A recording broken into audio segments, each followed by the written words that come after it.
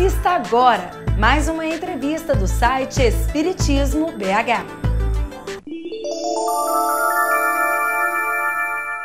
Os centros vitais são o tema deste programa do Espiritismo BH, no qual convidamos o nosso companheiro Gilson Freire para abordar e explicar em detalhes o assunto. Tudo bem, Gilson? Tudo bem, Marcelo. É uma alegria grande estar com você novamente e com todos os internautas, que acessam esse admirável programa seu. Gilson, o que são os centros vitais? Os centros vitais, Marcelo, dizem respeito a estruturas de natureza espiritual. É um tema bastante antigo,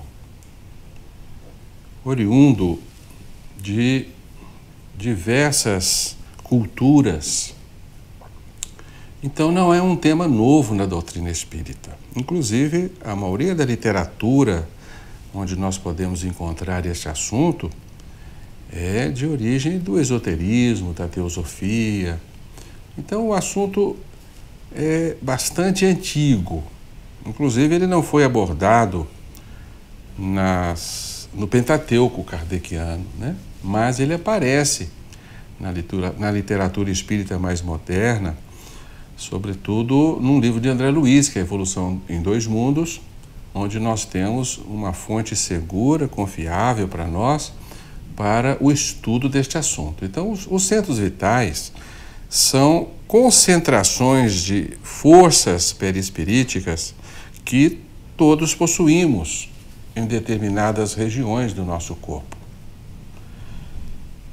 Existem outras formas de definir o centro vital, mas podemos dizer que os centros vitais são estruturas integradas no perispírito. Então fazem parte da anatomia do perispírito. Quando nós estudamos o perispírito, é que ressaltam-se para nós estes centros de forças, que são concentrações dinâmicas, chamadas por André Luiz de fulcros dinâmicos, verdadeiras usinas de forças centralizadas em determinadas regiões do nosso corpo, são chamados, então, centros vitais. E os centros vitais possuem outras denominações? Sim, ao longo dos anos recebeu várias denominações. A mais conhecida delas é chakra. Chakra é uma palavra oriunda do sânscrito que significa roda. Os antigos videntes, que perceberam essas estruturas irradiando-se da configuração humana, na falta de um termo para designá-las, em decorrência da conformação, da forma dessas estruturas, eles o chamavam de roda. Significa, em sânscrito, chakra. Então essa é a denominação mais comum ao longo dos séculos, Portanto, muitos estudam este assunto simplesmente como chakras. E na doutrina espírita não aparece a palavra chakra, nós não vamos encontrar esse termo em André Luiz. André Luiz o designa por centro vital. Então os centros vitais têm essa conformação em forma de um disco luminoso, de uma roda luminosa, quando eles são vistos de frente. Ao serem observados de perfil, eles se parecem com um sinete achatado, numa forma de um funil um pouco bojudo. Então, na verdade, os centros vitais, eles têm uma conformação parecida com um fulcro energético ou um vórtice energético, que é uma designação genérica para funil, como se fosse um tornado, um furacão, porque eles apresentam movimentos giratórios, Então, vistos de perfil, eles se parecem com uma espécie de um funil, um sinete, um vórtice. Utilizamos muito essa designação para descrever o centro vital, o vórtice energético, o fulcro energético. Então essa é a designação habitual e a conformação habitual dos centros vitais. Gilson, numa visão geral, quantos são os centros vitais, como são chamados e onde se localizam? Classicamente, os centros vitais são designados como 7. E tem localizações muito precisas que correspondem a determinadas regiões anatômicas do nosso corpo físico. Inclusive pelo fato de que onde um centro vital se incide mais intensamente, há uma confluência de terminações nervosas que anatomicamente se chama plexo. Então há plexos nervosos que correspondem aos centros vitais. Em decorrência disso, por vezes, completando a sua primeira questão, né, por vezes os centros vitais são chamados também de plexos. Comumente a gente ouve falar, né, plexo solar, né, como uma designação também para os centros vitais. Inclusive, centros vitais também são chamados centros de força, né, que eu não havia mencionado anteriormente. Então, esses 7 centros vitais se distribuem no nosso corpo físico em regiões bem localizadas. E eles têm denominações, algumas denominações em decorrência do formato do centro vital, outras em decorrência da sua localização, né? Então nós temos o centro coronário, que é o primeiro mais importante, o centro cerebral, o centro laríngeo, o centro cardíaco, o gástrico, o esplênico e o genésico. Essas são as denominações mais comuns, inclusive foram adotadas por André Luiz. Convém nós explicarmos, Marcelo, para sanar um pouco a nossa curiosidade, que esses centros vitais, eles não são estruturados em qualquer tipo de matéria, nem mesmo uma matéria diáfana e sutil. Eles são, de fato, concentrações de forças, são dínamos, usinas, como diz André Luiz, né? Usinas dinâmicas, usinas de forças. Então, eles não têm uma base atômica, são estruturas eletromagnéticas, digamos assim, diferentemente do perispírito, porque o perispírito ele tem uma estrutura dinâmica, ele é um corpo substancial feito de algum tipo de matéria, não é? Portanto, os centros vitais, eles fazem parte da irradiação energética do perispírito. Eles integram, então, a nossa psicosfera, a nossa aura, são componentes da psicosfera, que é a irradiação, é o campo que se desdobra do nosso perispírito. Não é que fique bem entendido assim, porque eles não estão integrados à nossa matéria e nem à matéria perispirítica. Eles se irradiam, então, como estruturas dinâmicas, né? Inclusive, eles são exteriorizáveis, né? Se você prestar atenção, nós aprendemos que eles acompanham o nosso perispírito, né? Na emancipação noturna, no fenômeno da desencarnação, eles, né, acompanham o perispírito, porque eles estão integrados ao perispírito. Não há como separá-los do perispírito. E, em linhas gerais, qual a função dos centros vitais? Os centros vitais ainda trazem segredos para nosso conhecimento. A ciência ainda não suspeita, a ciência oficial não suspeita da sua existência. Então, boa parte do que se conhece sobre os centros vitais é oriundo de culturas místicas, ciências ocultas, e elas traduzem um conhecimento intuitivo do ser humano. Acredito que no futuro esses centros vitais vão ser melhor estudados, melhor conhecidos. Mas, de modo geral, esses centros vitais, né, esses fulcros dinâmicos, como diz André Luiz, eles sustentam o mecanismo da vida. Eles são importantes para o funcionamento orgânico, o funcionamento do corpo físico.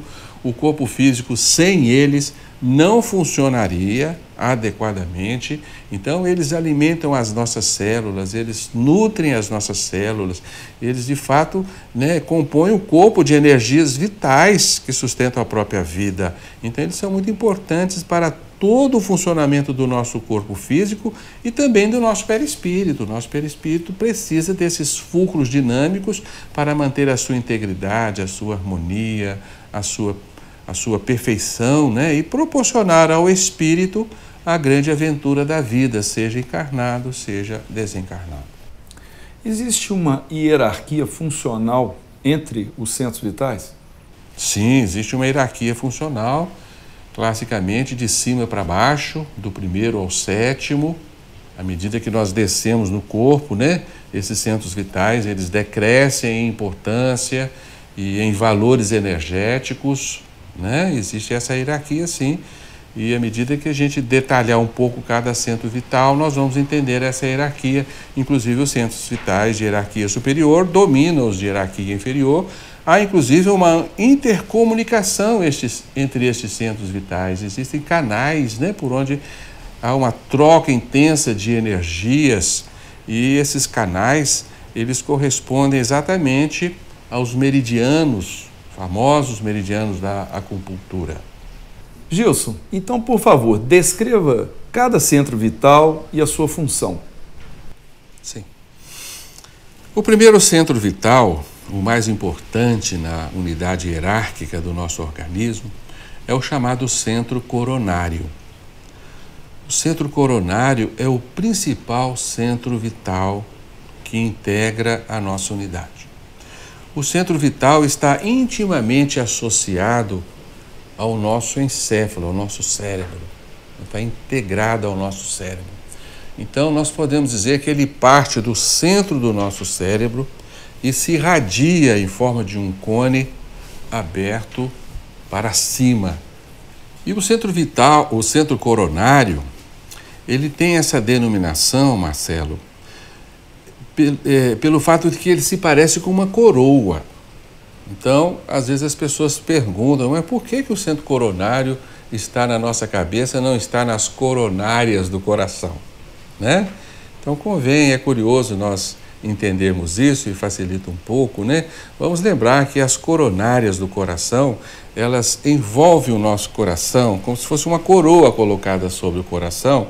Por isso a anatomia deu essa designação a elas, né? A coroa do coração, as coronárias, né? Ali elas emitem ramos, né? E o centro coronário tem essa designação porque os videntes que conseguiam perceber o centro coronário o viam como uma coroa posta sobre a nossa cabeça. Inclusive, as ilustrações dos santos ao longo da história, né, das entidades angelicais, eram sempre expressas pelos pintores que tinham uma espécie de vidência como aquela auréola, né, aquele aro, né, que acompanhava os santos. Aquilo é a expressão do centro coronário, na vidência, né?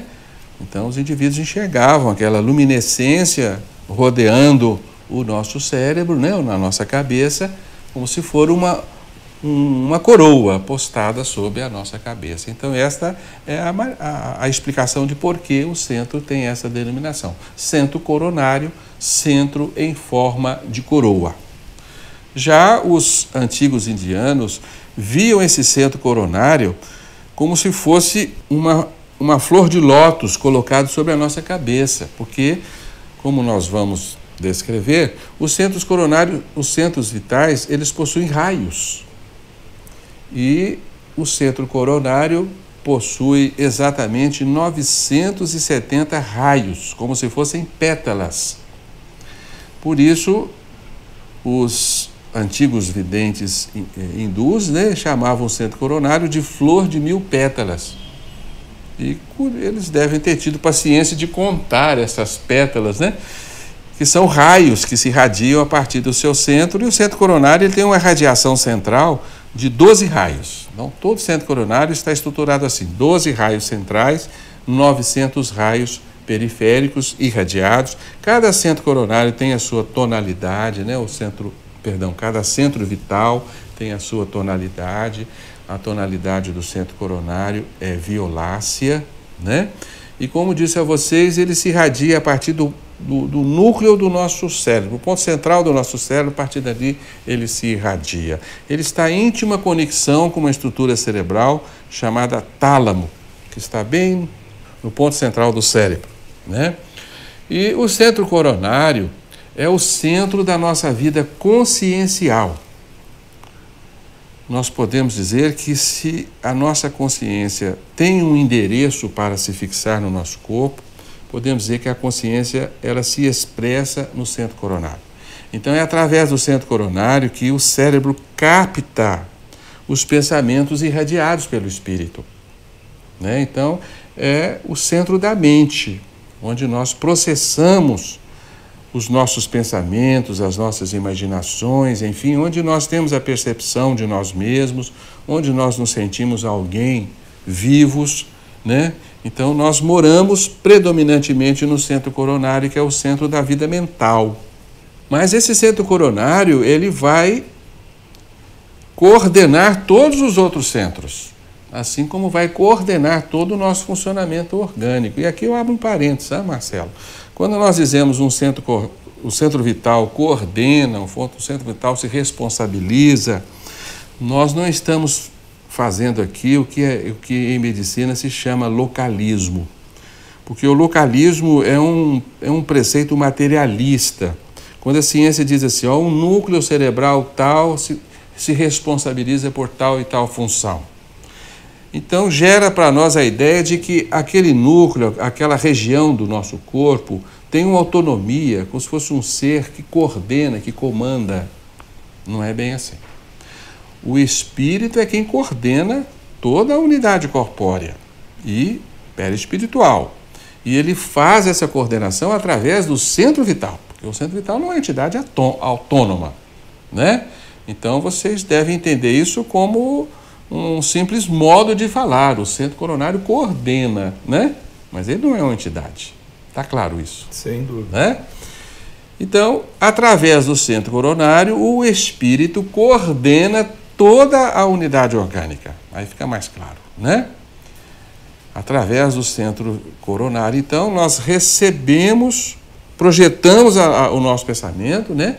O centro coronário, então, é a tela da mente que capta o pensamento, transforma o pensamento em impulsos energéticos e faz com que esse pensamento seja captado pela massa cerebral e colocado em ação, segundo a vontade do espírito, né? Essa é a função primordial do centro vital, que pode sofrer, todos os centros vitais podem sofrer graves interferências, podem adoecer, podem perder, né, o seu dinamismo. E nós vamos esboçando mais ou menos aí, porque o assunto é longo, mas o que poderia afetar o centro coronário, né? A flor de 1000 pétalas, ela pode afetar, então, pela mecânica adulterada do pensamento.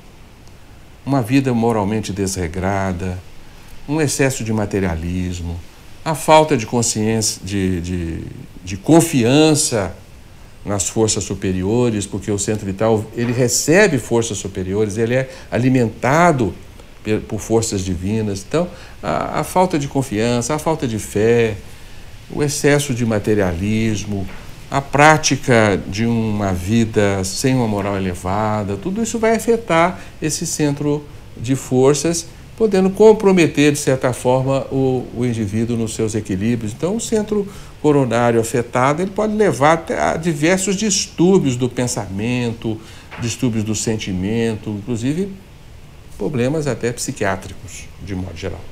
Gilson, então quer dizer que o comportamento do espírito, seja ele encarnado ou desencarnado, interfere na funcionalidade dos seus centros vitais? Exatamente, Marcelo. Exatamente, né? Felizmente ou infelizmente, não sei, se nós não nos cuidarmos e não vivermos segundo a lei de Deus nos determina, nós vamos adoecer, nós sabemos disso, né?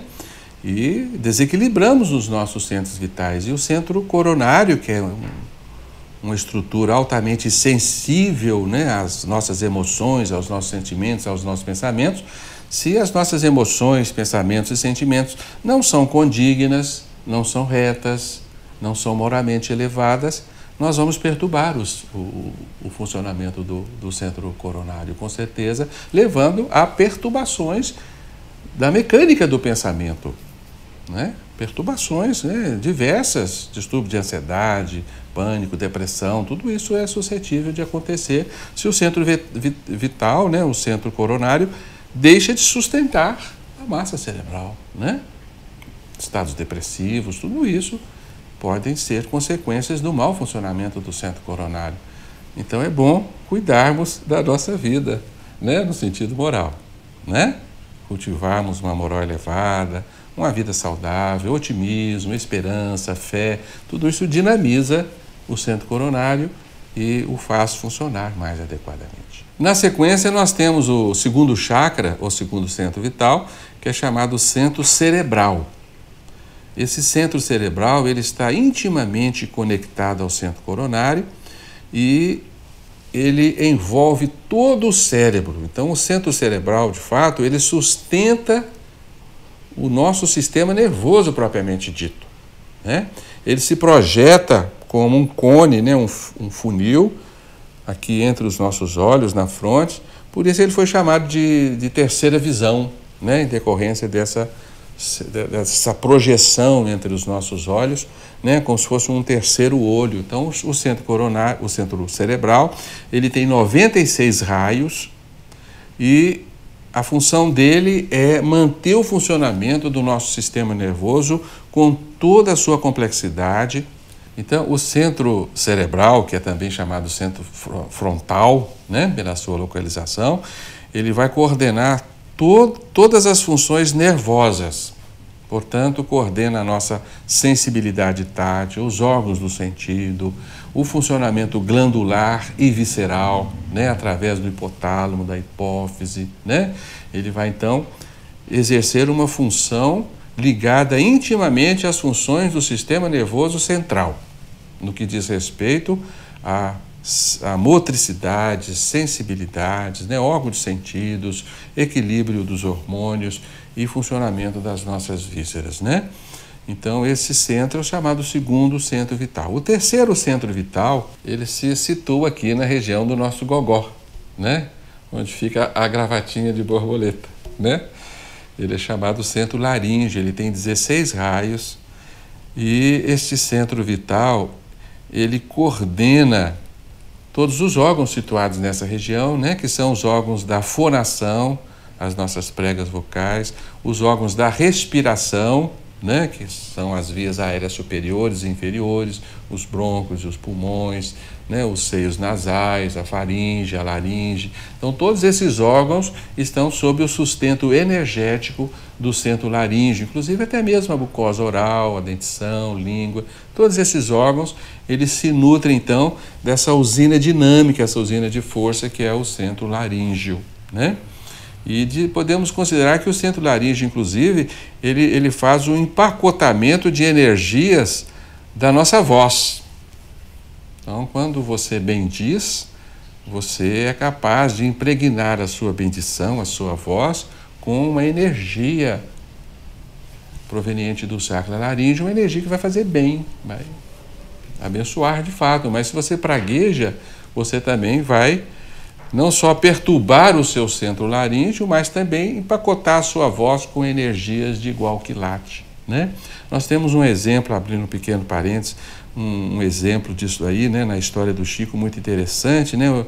Conta-nos os biógrafos do nosso Chico que certa feita ele estava muito apressado, né, para ir para o seu trabalho e alguém lhe pediu uma ajuda. Ô Chico, me ajuda.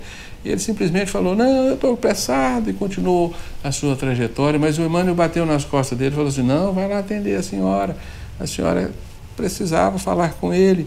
E de fato ele foi, falou, e a senhora o agradeceu penhoradamente. Chico, Deus te pague. Ele estava com tanta pressa que quando ela falou, Deus te pague, ele já estava longe. Aí o Emmanuel bateu de novo nas costas dele e pediu para ele olhar para trás. Então, naquele instante, ele viu um fulcro luminoso saindo do centro laríngeo daquela senhora e caindo sobre ele, como um jato de energias proveniente do seu centro laríngeo, né? Aí o Emmanuel disse assim, agora você vai ter mais energia para chegar mais rápido no seu serviço, né? Mas esse caso é interessante por nos mostrar que nós temos essa capacidade, né, de eliminar energias benignas ou malignas, né, maléficas do nosso centro laríngeo. E daí vem a possibilidade do famoso passe do sopro, né, que você extrai energias do centro laríngeo, desde que esse centro laríngeo esteja saudável, né? E este centro, ele coordena também dois órgãos importantes, que é a tireoide e a paratireoide. Ele é o sustento energético destes órgãos, né? Portanto, as suas funções extrapolam muito simplesmente a fonação e a respiração. Se, por exemplo, nós tivermos um caso daquela pessoa maledicente, isso vai influir negativamente no funcionamento desse chakra? Com certeza, exatamente. Eu ia lhe dizer isso, que o principal fator de mantermos saudável o nosso centro laríngeo é o nosso cuidado da voz. Então, quando você pragueja, você fala de forma indevida, a maledicência, o xingatório, tudo isso vai desgastar este órgão, este centro vital. Então, é um centro vital que comumente está doente em nós, em decorrência do mau uso que fazemos da nossa voz, né? Porque nós impregnamos a nossa voz de emoções negativas, de sentimentos perniciosos. E é como o esgoto, Marcelo, né? Quando um esgoto elimina uma impureza, o primeiro a se contaminar é ele, né? Então, se nós eliminamos uma impureza pela nossa voz, o primeiro a se impregnar dessa impureza é o nosso próprio centro laríngeo, né? Como eu disse, tem seus 16 raios. Na sequência, nós temos o chakra cardíaco. Ele possui 12 raios. Vamos lembrar, né, que o único chakra que possui raios centrais é o coronário, tá? Tem 970 raios periféricos e 12 centrais, os outros não. Então, o centro coronário, o centro cardíaco, perdão, né? Mais uma vez, não tem nada a ver com as coronárias, né? O centro cardíaco, ele possui 12 raios e está situado na região do coração. É o único centro que concentra toda a sua atividade neste músculo fantástico que é o músculo cardíaco, né? Que é o primeiro a bater em nós e o último, né? Também a nos deixar, né? Então, o centro cardíaco, ele mantém o funcionamento dessa máquina fantástica, essa bomba que é o nosso coração, né? Então, ele vivifica o coração, ele energiza o coração, dá o ritmo ao coração em obediência aos estímulos nervosos que chegam a ele, né? E esse centro vital, ele se nutre essencialmente da nossa afetividade, né? Não é à toa que a nossa humanidade desenha o amor na forma de um coração. Isso é intuitivo, né? Porque a afetividade, ela nutre esse centro vital. Daí a importância de nós termos uma afetividade sadia.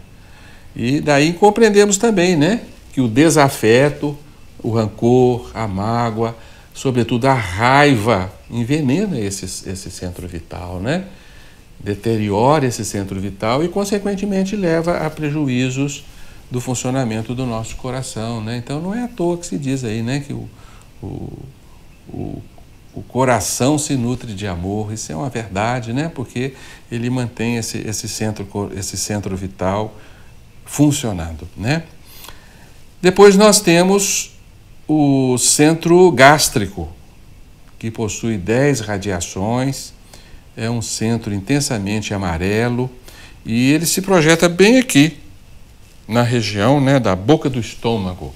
Ele está intimamente ligado a todo o nosso sistema nervoso, o nosso sistema digestivo, né? Ele vai presidir todas as atividades digestivas, todo o funcionamento do nosso sistema digestivo vai ser sustentado por esse núcleo de forças. Sem ele, então, os órgãos não funcionariam adequadamente ou nem sequer funcionariam.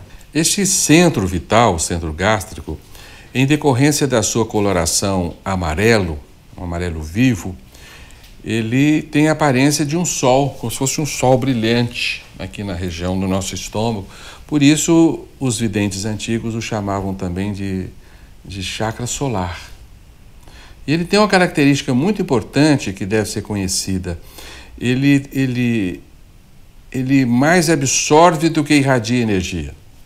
Ele tem essa capacidade de absorção exatamente por presidir os fenômenos da digestão, e a digestão existe para que nós possamos absorver os nutrientes do alimento, né? Então, ele chupa o centro gástrico, né? O centro solar, ele chupa né? Portanto, é a via mais facilitada de nós irradiarmos energias para o perispírito. Por isso o passista, né, quando ele vai dar o passe, ele põe uma das mãos sobre o centro coronário e a outra ele espalma em direção ao chakra solar, né, ao centro gástrico, em decorrência dessa facilidade que ele tem de absorver energias. E com relação aos raios que ele emite? Ele emite 10 irradiações, 10 fiapos de luz, né, em tonalidade amarela, né? O próximo centro vital, centro de força, é chamado esplênico. É uma palavra que assusta muito a algumas pessoas, mas essa palavra é a designação em grego para baço. É como o grego chama o baço, né? Então é o chakra do baço, só que não usamos essa designação, chamamos ele centro esplênico, né? Ele se situa aqui do nosso lado esquerdo e inferior das nossas costelas, né? Abaixo do coração, e ele tem funções muito importantes. Ele é o sustento energético do baço e de todo o sistema a qual o baço está integrado. O baço está integrado, como sabemos, ao nosso sistema imunológico. Então, ele sustenta todo o mecanismo de defesa do nosso organismo, né? E ele ainda tem uma outra função muito importante, porque o baço ele é feito de canais diminutos, onde as hemácias, que são as nossas células sanguíneas, quando eles vão atravessar o baço, elas têm que fazer fila indiana. Tal é o calibre, né, reduzido desses capilares dentro do baço. Então, as hemácias passam em fila indiana ali, e dizem-nos os estudos que, através do centro esplênico, elas são empacotadas de energias. Então, se no pulmão as hemácias elas recebem os gases atmosféricos, né, se enriquecem de oxigênio, ao atravessar o baço, elas são enriquecidas de energias vitais e vão distribuir essas energias ao longo do seu percurso para todas as células, né? Então as hemácias carregam não só o oxigênio, trazem de volta o gás carbônico, mas elas distribuem também pacotes de energias que recebem deste centro vital, o centro esplênico, né? E, então essas são as funções principais do centro esplênico: a vivificação do nosso sangue, tornar o sangue um elemento rico de energias vitais, né, energias nutrientes para toda a entidade orgânica, né, o sustento do mecanismo de defesa todo, né, são relacionados a este centro vital. E finalmente chegamos ao último, né, conseguimos fazer um grande resumo aí do tema, né, que é o centro genésico. Aliás, o centro esplênico tem 6 raios e o centro genésico, que é o último deles, tem 4 raios, né? Ele é o único centro cuja abertura do seu sinete está voltado para baixo, para a terra, né? Dizem os indianos que ele absorve energias da terra, chamada Kundalini, né? As energias que emanam são as energias da fertilidade. E este chakra, evidentemente, está acoplado aos órgãos genésicos, tanto do homem quanto da mulher, e eles vão presidir todas as funções genésicas, né? A função da reprodução, da sexualidade, né? Vão estar todas sendo sustentados por esse centro de força, né? Então nós vamos perceber claramente que esse centro de força ele vai se desalinhar pelo mau uso que fazemos das nossas energias sexuais, né? Muitas vezes a gente se expõe a absorver energias deletérias, né? E nutrimos também na nossa sexualidade mórbida uma série de fatores desequilibrantes que vão desalinhar este chakra e, consequentemente, levar a enfermidades sexuais, né? Enfermidades sexualmente transmissíveis e todo o mau funcionamento dos nossos órgãos sexuais, né? E retrocedendo um pouco, os excessos da alimentação vão também perturbar o nosso centro gástrico, né? São 2 centros muito judiados pelos excessos que nos damos, né? Nós não zelamos muito bem pelos nossos hábitos alimentares, como não zelamos muito bem pelas nossas energias genésicas, né? E perturbamos esses 2 chakras. Esses 2 chakras perturbados, enfraquecidos, eles acabam absorvendo energias excedentes de outros chakras levam então à perturbação de todo o conjunto dos chakras, né? E é bom lembrar também que o chakra gástrico ele sofre um direto reflexo de emoções também, como todos os chakras, né? Sofrem as nossas perturbações emocionais, por exemplo, o medo, a ansiedade, né? O estresse, eles podem afetar diretamente o chakra gástrico, né? Levando então a perturbações digestivas, a doenças do estômago, né? E muitas vezes a pessoa sente o medo e tem um famoso frio no estômago, né? Ela imediatamente transferiu aquela emoção para o chakra solar, né? Ou tem uma diarreia por um medo, né? Por um fato qualquer, né? É exatamente essa capacidade que o chakra tem de estar intimamente relacionado ao nosso mundo emocional, às nossas emoções. Então, todos os chakras podem ser lesados pelas nossas emoções negativas, como são sustentados pelas nossas emoções positivas. Só uma curiosidade, com relação à aplicação de passes em 2 chakras, o coronário, onde se costuma dizer que não se deve aplicar para que a pessoa não incorpore, não mediunize, e o genésico, sobre o qual também há algum tabu, quando se afirma que a pessoa, quando vai receber um passe no chakra genésico, pode despertar energias sexuais inconvenientes. Qual que é a sua opinião sobre isso? Eu acho que de fato são tabus, sabe, Marcelo? Porque muitas vezes o passista é levado pelos próprios espíritos a sustentar um determinado chakra que está deficiente e precisando de um suporte de energias. Muitas vezes a pessoa traz o seu chakra genésico afetado, mas ele tem compromisso com a tarefa da reencarnação, por exemplo, né? E o passista precisa direcionar suas energias para aquele chakra, né? Então, acho que isso é uma tarefa nobre, né? É um órgão divino, é um sistema todo necessário à vida humana e requer o seu sustento, né? Pode se tornar, de fato, uma questão duvidosa se aquele indivíduo vai aproveitar aquele aporte de energias de uma forma adequada, né?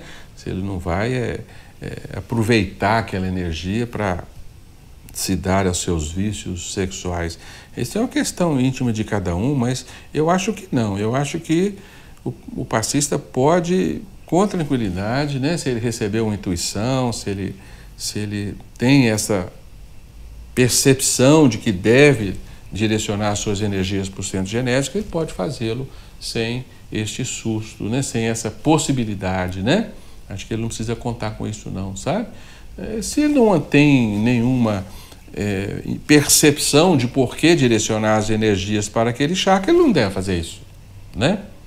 Com respeito ao centro coronário, também tem-se esse tabu, né, de que se você concentrar energias nele, você vai favorecer um transe mediúnico, e eu também acho que não se fundamenta isso não, sabe?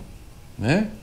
É lógico que se o indivíduo está na iminência de entrar num transe mediúnico, você vai dar um passo de dispersão, né? Mas não precisa se eximir de concentrar energias no chakra coronário simplesmente por temor de que ele vá... Por risco, né? Entrar... Risco de incorporar. O risco de incorporar. Não há necessidade disso, né? Muito bem, Gilson. Então, Espiritismo BH agradece por mais esta participação sua. Eu que agradeço muito, foi muito bom, como sempre, estar aqui com você, com todos vocês, né, que nos assistem, uma alegria grande. Agradecemos a Jesus pela oportunidade. Possamos, então, né, de certa forma, nos tornarmos úteis para alguém, né, o que todos nós queremos, né? Paz e alegria para todos nós.